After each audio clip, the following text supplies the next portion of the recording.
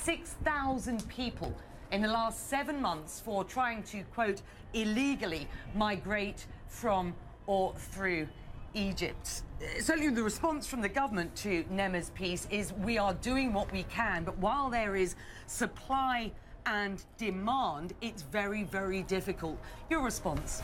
Yes, I mean, indeed, the government of Egypt has been very active in trying to curb irregular migration of Egyptians and of non-Egyptians, because let's not forget that Egypt is not only a sending country, but also a receiving country, and as well as a transit country for many of the irregular migrants that come through the region. They come through the region into Egypt, and from Egypt on towards Libya, and sometimes from Libya on towards to Europe.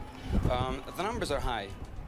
What is concerning is the number of Egyptians, actually, at this point in time, that's been on the rise, especially unaccompanied minors. Yeah, we're talking about 8, 9, 10-year-old kids here.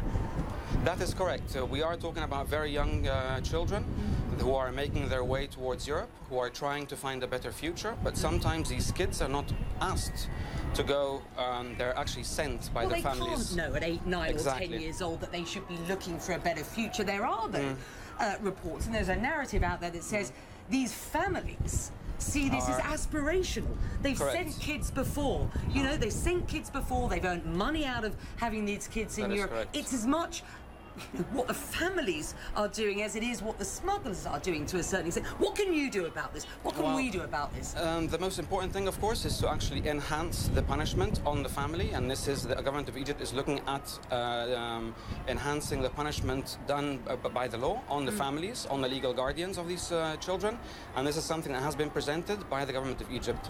The government of Egypt also established a national coordinating committee for combating irregular migration, who has proposed a number of laws. 4 have been presented already to the Prime Minister's office, which look specifically at punishing the parents and the smugglers themselves. Zero tolerance, they talk about. Zero tolerance.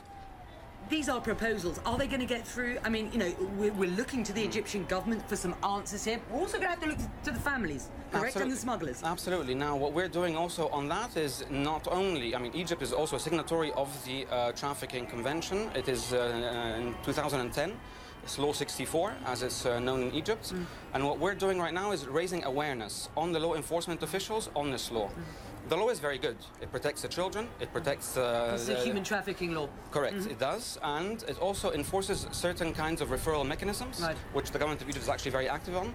But there's not much awareness of the law. So what we are doing as IOM, we're trying to enhance awareness on that law. And with that, we're going to have to leave it there because of the breaking news that we had this hour. It's an absolute pleasure to have you on an incredibly important story. We are going to leave it there.